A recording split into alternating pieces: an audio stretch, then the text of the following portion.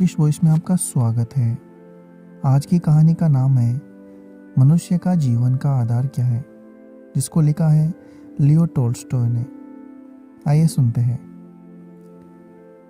माधव नामी एक चमार, जिसके ना घर था न धरती, अपनी स्त्री और बच्चों सहित एक झोपड़े में रहकर मेहनत मजदूरी द्वारा पेट पालता था। मजदूरी कम थी एंड महंगा था। जो कमाता था खा जाता था।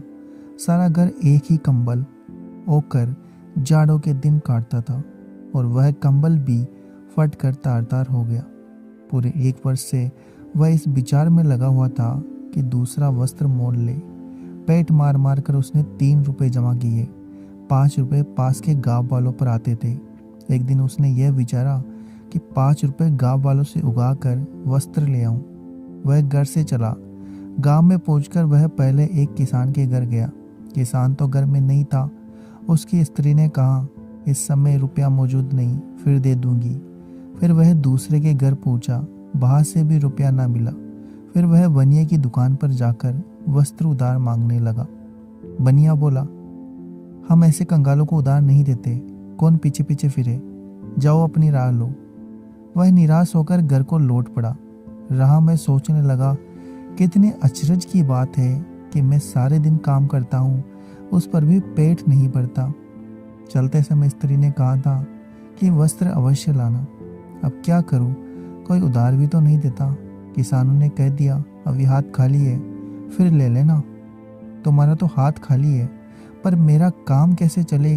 तुम्हारे पास घर, पशु सब कुछ है, मेरे पास तो यह शरीर ही शरीर है।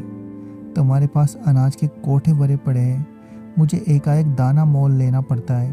7 दिन में 3 रुपए तो केवल रोटी में खर्च हो जाते हैं। क्या करूं, कहाँ जाऊं? हे भगवान, सोचता हुआ मंदिर के पास पहुंचकर देखता है कि धरती पर कोई श्वेत वस्तु पड़ी थी। अंधेरा हो गया, सांप ना दिखाई दिया। माधव ने समझा कि किसी ने इसके वस्त्र छीन लिए हैं। मुझसे क्या मतलब? ऐसा ना हो इस झगड़े में पड़ने से मुझ पर कोई आपत्ति खड़ी हो जाए। चल दो।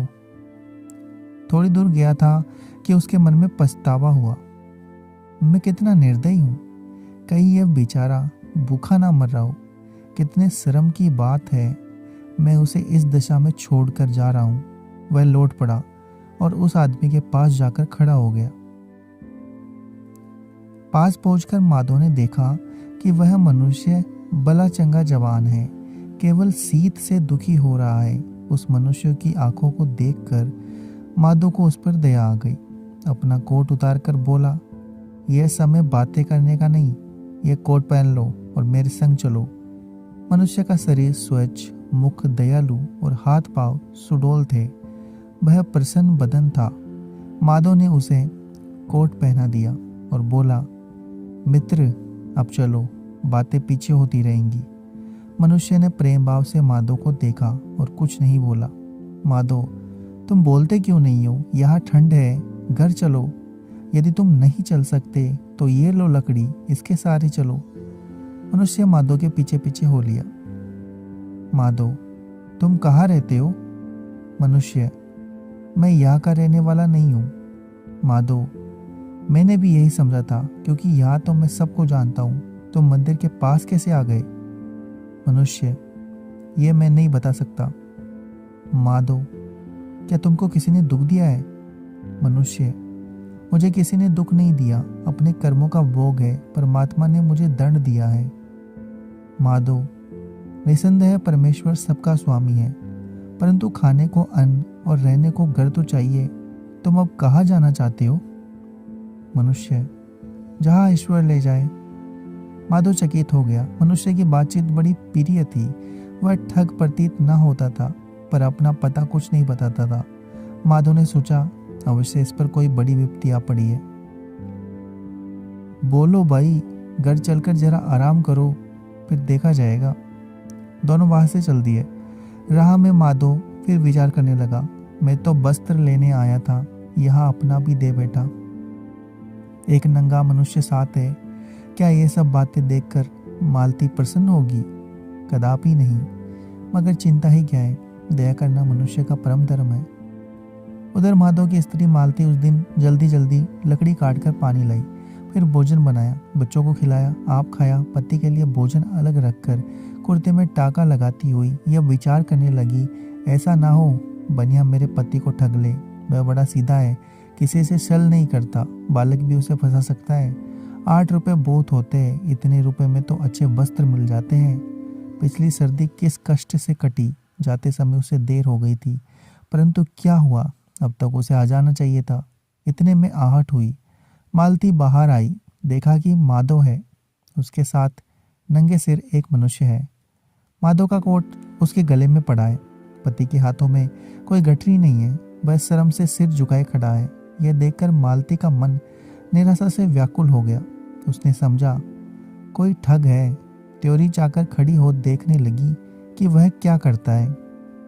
माधव बोला, यदि भोजन तैयार हो तो ले आओ। मालती जलकर राख हो गई, कुछ ना बोली, चुपचाप वही खड़ी रही। माधव ताड़ गया कि स्त्री क्रोध अग्नि में जल रही है। माधव, क्या भोजन नहीं बनाया? मालती क्रोध से, हाँ बनाया है, परंतु तुम्हारे वास्ते नहीं, तुम तो वस्त्र मोल लेने गए थे। ये क्या किया, अपना कोट भी दूसरे को दे दिया। इस ठग को कहाँ से लाए, या कोई शराबत थोड़ी चलता है। माधव, मालती बस बस, बिना सोचे समझे किसी को पूरा कहना उचित नहीं है, पहले पूछ तो लो ये कैसा। मालती, पहले यह बताओ कि रुपए कहाँ फेंके। माधव, ये लो अपने 3 रुपए, गांव वालों ने कुछ नहीं दिया। मालती रुपए लेकर, मेरे पास संसार भर के नंगे लुच्चों के लिए भोजन नहीं है। माधव, फिर वही बात, पहले इससे पूछ तो लो क्या कहता है। मालती, बस बस पूछ चुकी, मैं तो विवाह ही नहीं करना चाहती थी, तुम तो गरखोऊ हो। माधव ने बहुतेरा समझाया, वह एक ना मानी। 10 वर्ष के पुराने झगड़े याद कर करके बकवाद करने लगी, यहाँ तक कि क्रोध में आकर माधव की जैकेट फाड़ दी। घर से बाहर जाने लगी, पर रास्ते में रुक गई और पति से बोली, अगर यह बल मानस होता तो नंगा नहीं होता, भला तुम्हारी भेंट इससे कहाँ हुई। माधव, बस यही तो मैं तुमको बताना चाहता था, यह गांव के बाहर मंदिर के पास नंगा बैठा था, भला विचार तो कर, यह ऋतु बाहर नंगा बैठने की है। देवगति से मैं बाबा जा पूछा, नहीं तो क्या जाने यह मरता या जीता, हम क्या जानते हैं कि इस पर क्या विपत्ति पड़ी है। मैं अपना कोट पहनाकर इसे यहाँ ले आया हूँ। देख, क्रोध मत कर, क्रोध पाप का मूल है, एक दिन हम सबको यह संसार छोड़ना है। मालती कुछ कहना चाहती थी, पर मनुष्य को देखकर चुप हो गई। वह आंखें मूंदे घुटनों पर हाथ रख के मौन धारण किए स्थिर बैठा था। माधव, प्यारी, क्या तुम में ईश्वर का प्रेम नहीं? यह वचन सुन मनुष्यों को देखकर मालती का चित्त तुरंत पिघल गया। झट से उठी और भोजन लाकर उसके सामने रख दिया और बोली, खाइए। मालती की यह दशा देखकर मनुष्य का मुखारविंद खिल गया और वह हंसा। भोजन कर लेने पर मालती बोली, तुम कहाँ से आए हो? मनुष्य, मैं यहाँ का रहने वाला नहीं। मालती, तुम मंदिर के पास किस प्रकार पहुंचे? मनुष्य, मैं कुछ नहीं बता सकता। मालती, क्या किसी ने तुम्हारा माल चुरा लिया? मनुष्य, किसी ने नहीं, परमेश्वर ने यह दंड दिया है। मालती, क्या तुम वहां नंगे बैठे थे? मनुष्य, हाँ, शीत के मारे ठिठुर रहा था। माधव ने देखकर दिया कि कोट पहनाकर मुझे यहाँ ले आया, तुमने तरस खाकर मुझे भोजन खिलाया, भगवान तुम दोनों का भला करे। मालती ने एक कुर्ता और दे दिया। रात को जब वह अपने पति के पास जाकर लेटी तो यह बातें करने लगी। मालती, सुनते हो? माधव, हाँ। मालती, अन्न तो चुक गया, कल भोजन कहाँ से करेंगे? शायद पड़ोसी से मांगना पड़े। माधव, जिएंगे तो अन्न भी कहीं से मिल ही जाएगा। मालती, वह मनुष्य अच्छा आदमी मालूम होता है, अपना पता क्यों नहीं बताता? माधव, क्या जानूं, कोई कारण होगा। मालती, हम औरों को देते हैं पर हमको कोई नहीं देता। माधव ने इसका कुछ उत्तर नहीं दिया, मुंह फेर कर सो गए। प्रातःकाल हो गया, माधव जागा, बच्चे अभी सोए पड़े थे। मालती पड़ोसी से अन्न मांगने गई थी। अजनबी मनुष्य भूमि पर बैठा आकाश की ओर देख रहा था, परंतु उसका मुख अप्रसन्न था। माधव मित्र पेट रोटी मांगता है, शरीर वस्त्र अतएव काम करना आवश्यक है। तुम कोई काम जानते हो? मनुष्य, मैं कोई काम नहीं जानता। माधव, अभ्यास बड़ी वस्तु है। मनुष्य, यदि चाहे तो सब कुछ सीख सकता है।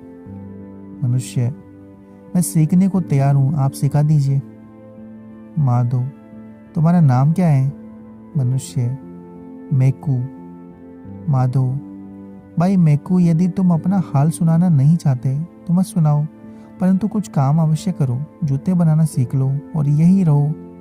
मेकू, बहुत अच्छा।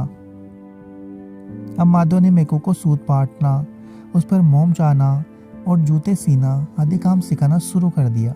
मेकू 3 दिन में ही ऐसे जूते बनाने लगा मानो सदा से चमार का ही काम करता रहा हो। वह घर से बाहर नहीं निकलता था, बोलता भी बहुत कम था। अब तक वह केवल एक बार उस समय हंसा था जब मालती ने उसे भोजन कराया था, फिर वह कभी नहीं हंसा। धीरे धीरे 1 वर्ष बीत गया। चारों ओर धूम मच गई कि माधव का नौकर मेकू जैसे पक्के मजबूत जूते बनाता है, दूसरा कोई नहीं बना सकता। माधव के पास बहुत काम आने लगा और उसकी आमदनी बहुत बढ़ गई। एक दिन माधव और मेकू बैठे काम कर रहे थे कि एक गाड़ी आई। उसमें से एक धनी पुरुष उतरकर झोपड़े के पास आया। मालती ने झट से किवाड़ खोल दिए। वह भीतर आ गया। माधव ने उठकर प्रणाम किया। उसने ऐसा सुंदर पुरुष पहले कभी नहीं देखा था। वह स्वयं दुबला था, मेकू और भी दुबला, और मालती तो हड्डियों का पिंजरा थी। यह पुरुष तो किसी दूसरे ही लोक का वासी जान पड़ता था। लाल मुंह, चौड़ी छाती, तनी हुई गर्दन, मानो सारा शरीर लोहे में लगा हुआ हो। पुरुष, तुम में उस्ताद कौन है? माधव, हुजूर मैं। पुरुष चमड़ा दिखाकर, तुम यह चमड़ा देखते हो? माधव, हाँ हुजूर। पुरुष, तुम जानते हो यह किस जात का चमड़ा है?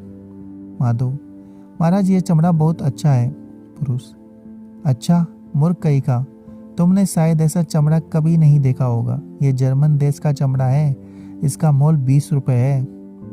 माधव डर से, भला महाराज ऐसा चमड़ा मैं कहाँ से देख सकता था?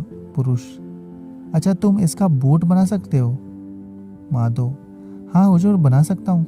पुरुष, हाँ हुजूर की बात नहीं, समझ लो कि चमड़ा कैसा है और बनवाने वाला कौन है। यदि साल भर के अंदर कोई टाका उखड़ गया अथवा जूते का रूप बिगड़ गया तो तुझे बंदी खाने जाना पड़ेगा, नहीं तो 10 रुपए मजूरी मिलेगी। माधव ने मेकू की ओर कनखियों से देखकर धीरे से पूछा कि काम ले लूं? उसने कहा, हाँ ले लो। माधव नाप लेने लगा। पुरुष, देखो नाप ठीक लेना, बूट छोटा ना पड़ जाए। मेकू की तरफ देखकर, ये कौन है? माधव, मेरा कारीगर। पुरुष मेकू से, ओहो, देखो बूट 1 वर्ष चलना चाहिए, पूरा 1 वर्ष, कम नहीं। मेकू का उस पुरुष की ओर ध्यान नहीं था, वह किसी और ही धुन में मस्त बैठा हंस रहा था। पुरुष क्रोध से, मूर्ख बात सुनता है कि हंसता है? देखो बूट बहुत जल्दी तैयार करना, देर ना होने पाए। पार निकलते समय पुरुष का मस्तक द्वार से टकरा गया। माधव बोला, सिर है कि लोहा, किवाड़ ही तोड़ डाला था। मालती बोली, धनवान ही बलवान होते हैं, इस पुरुष को यमराज भी हाथ नहीं लगा सकता, और तो क्या बात है। उस आदमी के जाने के बाद माधव ने मेकू से कहा, भाई काम तो ले लिया है, कोई झगड़ा ना खड़ा हो जाए। चमड़ा बहुमूल्य है और यह आदमी बड़ा क्रोधी है, भूल नहीं होनी चाहिए। तुम्हारा हाथ साफ हो गया है, बूट काट तुम दो, सी मैं दूंगा। मेकू बूट काटने लगा। मालती नित्य अपने पति को बूट काटते देखा करती थी। मेकू की काट देखकर चकराई कि वह क्या कर रहा है। शायद बड़े आदमियों के बूट इसी प्रकार काटे जाते हो, यह विचार कर चुप हो गई। मेकू ने चमड़ा काट कर दोपहर तक स्लीपर तैयार कर लिए। माधु जब भोजन करके उठा तो देखता क्या है कि बूट की जगह स्लीपर बना दिए।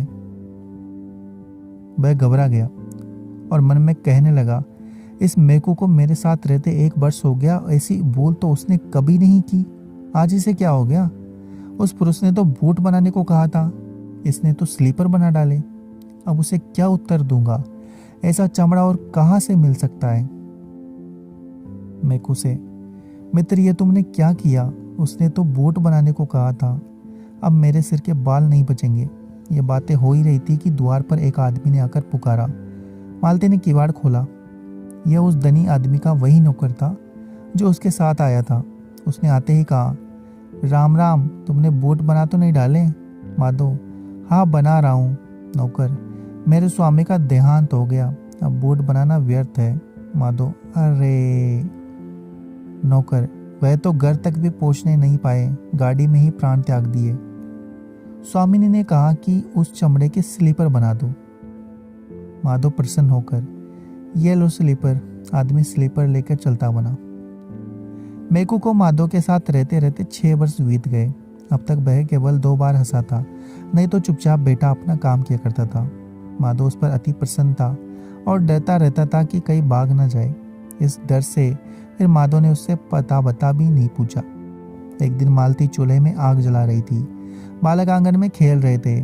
माधो और मेकू बैठे जूते बना रहे थे। एक बालक ने आकर कहा, चाचा मेकू देखो, वह स्त्री 2 लकड़ियां संग लिए आ रही है। मेकू ने देखा कि एक स्त्री चादर ओढ़े छोटी छोटी कन्याएं इसलिए चली आ रही है। कन्याओं का एक सा रंग रूप है। भेद केवल यह है कि उनमें एक लंगड़ी है। वो भीतर आई तो माधो ने पूछा, माई क्या काम है? उसने कहा, इन लकड़ियों के जूते बना दो। माधो बोला, बहुत अच्छा। वह नाप लेने लगा तो देखा कि मेकू इन लड़कियों को इस प्रकार ताक रहा है मानो पहले कहीं देखा है। बुढ़िया, इस लड़की का एक पाँव लुंजा है, एक नाप इसका ले लो, बाकी 3 पैर एक जैसे है। ये लड़कियां जुड़वा है।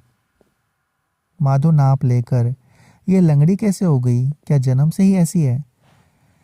बुढ़िया, नहीं, इसकी माता ने ही इसकी टांग को जल दी थी। मालती, तो क्या तुम इनकी माता नहीं हो? बुढ़िया, नहीं बहन, ना इनकी मैं माता हूँ ना संबंधी। ये मेरी कन्याएं है ही नहीं, मैंने इन्हें पाला है। मालती, तो इस पर भी तुम इन्हें बड़ा प्यार करती हो? बुढ़िया, प्यार क्यों ना करूँ, मैंने अपना दूध पिला पिला कर इन्हें बड़ा किया है। मेरा अपना भी बालक था, परंतु उसे परमात्मा ने ले लिया। मुझे इनके साथ उससे भी अधिक प्रेम है। मालती, तो ये किसकी कन्याएं हैं? बुढ़िया, 6 वर्ष हुए कि 1 सप्ताह के अंदर इनके माता पिता का देहांत हो गया। पिता की मंगल के दिन मृत्यु हुई, माता की शुक्रवार को। पिता के मरने के 3 दिन पीछे ये पैदा हुई। इनके माँ बाप मेरे पड़ोसी थे। इनका पिता लकड़हारा था, जंगल में लकड़ियाँ काटते काटते वृक्ष के नीचे दबकर मर गया। उसी सप्ताह इनका जन्म हुआ। जन्म होते ही माता भी चल बसी। दूसरे दिन जब मैं उससे मिलने गई तो देखा कि बेचारी मरी पड़ी है। मरते समय करवट लेते हुए इस कन्या की टांग उसके नीचे दब गई। गांव वालों ने उसका दाह कर्म किया। इनके माता पिता रंक थे, कोड़ी पास ना थी। सब लोग सोचने लगे कि कन्याओं का कौन पाले। उस समय वहाँ मेरी गोद में 2 महीने का बालक था। सबने यही कहा कि जब तक कोई प्रबंध ना हो तुम ही इनको पालो। मैंने इन्हें संभाल लिया। पहले पहल मैं इस लंगड़ी को दूध नहीं पिलाती क्योंकि मैं समझती थी कि यह मर जाएगी, पर फिर मुझे इस पर दया आ गई, इसे भी दूध पिलाने लगी। उस समय परमात्मा की कृपा से मेरी छाती में इतना दूध था कि तीनों बालकों को पिलाकर भी बह निकलता था। मेरा बालक मर गया, ये दोनों पल गई। हमारी दशा पहले से अब बहुत अच्छी है। मेरा पति एक बड़े कारखाने में नौकर है। मैं इन्हें प्यार कैसे ना करूं, ये तो मेरा जीवन आधार है। यह कहकर बुढ़िया ने दोनों लड़कियों को छाती से लगा लिया। मालती, सत्य है, मनुष्य माता पिता के बिना जी सकता है, परंतु ईश्वर के बिना जीता नहीं रह सकता। ये बातें हो रही थी कि सारा झोपड़ा प्रकाशित हो गया। सबने देखा कि मेकू कोने में बेटा हंस रहा है। बुढ़िया लड़कियों को लेकर बाहर चली गई तो मेकू ने उठकर माधो और मालती को प्रणाम किया और बोला, स्वामी, अब मैं विदा होता हूँ। परमात्मा ने मुझ पर दया की। यदि कोई भूल चूक हुई हो तो क्षमा करना। माधो और मालती ने देखा कि मेकू का शरीर तेजोमय हो रहा है। माधो दंडवत करके बोला, मैं जान गया कि तुम साधारण मनुष्य नहीं। अब मैं तुम्हें नहीं रख सकता, ना कुछ पूछ सकता हूँ। केवल यह बता दो कि जब मैं तुम्हें अपने घर लाया था तो तुम बहुत उदास थे। जब मेरी स्त्री ने तुम्हें भोजन दिया तो तुम हंसे। जब वह धनी आदमी बूट बनाने आया तब भी तुम हंसे। आज लड़कियों के संग बुढ़िया आई तब तुम हंसे। ये क्या भेद है? तुम्हारे मुख पर इतना तेज क्यों है? मेकू, तेज का कारण तो यह है कि परमात्मा ने मुझ पर दया की। मैं अपने कर्मों का फल भोग चुका। ईश्वर ने 3 बातों को समझाने के लिए मुझे इस मृत्यु लोक में भेजा था। तीनों बातें समझ गया, इसलिए मैं 3 बार हंसा। पहली बार जब तुम्हारी स्त्री ने मुझे भोजन दिया, दूसरी बार धनी पुरुष के आने पर, तीसरी बार आज बुढ़िया की बात सुनकर। माधो, परमेश्वर ने यह दंड तुम्हें क्यों दिया? वे 3 बातें कौन सी है, मुझे भी बताओ। मेकू, मैंने भगवान की आज्ञा नहीं मानी थी, इसलिए यह दंड मिला था। मैं देवता हूँ। एक समय भगवान ने मुझे एक स्त्री की जान लेने के लिए मृत्यु लोक में भेजा। जाकर देखता हूँ कि स्त्री अति दुर्बल है और भूमि पर पड़ी है। पास तुरंत की जन्मी 2 जुड़वा लड़कियां हो रही है। मुझे यमराज का दूत जानकर वह बोली, मेरा पति वृक्ष के नीचे दबकर मर गया है। मेरे ना बहन है ना माता। इन लड़कियों का कौन पालन करेगा? मेरी जान ना निकाल, मुझे इन्हें पाल लेने दे। बालक माता पिता बिना पल नहीं सकता। मुझे उसकी बातों पर दया आ गई। यमराज के पास लौटकर मैंने निवेदन किया कि महाराज, मुझे स्त्री की बातें सुनकर दया आ गई। उनकी जुड़वा लड़कियों को पालने वाला कोई नहीं था, इसलिए मैंने उसकी जान नहीं निकाली, क्योंकि बालक माता पिता के बिना पल नहीं सकता। यमराज बोले, जाओ अभी उसकी जान निकाल लो, और जब तक ये 3 बातें ना जान लोगे कि मनुष्य में क्या रहता है, मनुष्य को क्या नहीं मिलता, मनुष्य का जीवन आधार क्या है, जब तक तुम स्वर्ग में नहीं आ पाओगे। मैंने मृत्युलोक में आकर स्त्री की जान निकाल ली। मरते समय करवट लेते हुए उसे एक लड़की की टांग कुचल दी। मैं स्वर्ग को उड़ा, परंतु आंधी आई, मेरे पंख उखड़ गए और मैं मंदिर के पास आ गिरा। अब माधो और मालती समझ गए कि मेको कौन है। दोनों बड़े प्रसन्न हुए कि अहो भाग्य, हमने देवता के दर्शन किए। मेको ने फिर कहा, जब तक मनुष्य शरीर धारण नहीं किया था, मैं शीत गंभीर भूख प्यास का कष्ट ना जानता था, परंतु मृत्यु लोक में आने पर प्रकट हो गया कि दुख क्या वस्तु है। मैं भूख और जाड़े का मारा मंदिर में घुसना चाहता था, लेकिन मंदिर बंद था। मैं हवा की आड़ में सड़क पर बैठ गया। संध्या समय एक मनुष्य आता दिखाई दिया। मृत्यु लोक में जन्म लेने पर यह पहला मनुष्य था जो मैंने देखा था। उसका मुख ऐसा भयंकर था कि मैंने नेत्र मूंद लिए, उसकी ओर देख नहीं सका। वह मनुष्य यह कह रहा था कि स्त्री पुत्रों का पालन पोषण किस बाती करे, वस्त्र कहाँ से लाए, इत्यादि। मैंने विचारा, देखो मैं तो भूख और शीत से मर रहा हूँ, यह अपना ही रोना रो रहा है, मेरी कुछ सहायता नहीं करता। वह पास से निकल गया। मैं निराश हो गया। इतने में मेरे पास लौट आया। अब दया के कारण उसका मुख सुंदर दिखने लगा। माधो, वह मनुष्य तुम थे। जब तुम मुझे घर लाए, मालती का मुख तुमसे भयंकर था, क्योंकि उसमें दया का लेश मात्र ना था, परंतु जब वह दयालु होकर भोजन लाई तो उसके मुख की कठोरता जाती रही। तब मैंने समझा कि मनुष्य में तत्व वस्तु प्रेम है, इसलिए पहली बार हंसा। 1 वर्ष पीछे वह धनी मनुष्य बूट बनवाने आया। उसे देखकर मैं इस कारण हंसा कि बूट तो 1 वर्ष के लिए बनवाता है और यह नहीं जानता कि संध्या होने से पहले मर जाएगा। तब दूसरी बात का ज्ञान हुआ कि मनुष्य जो चाहता है सो नहीं मिलता, और मैं दूसरी बार हंसा।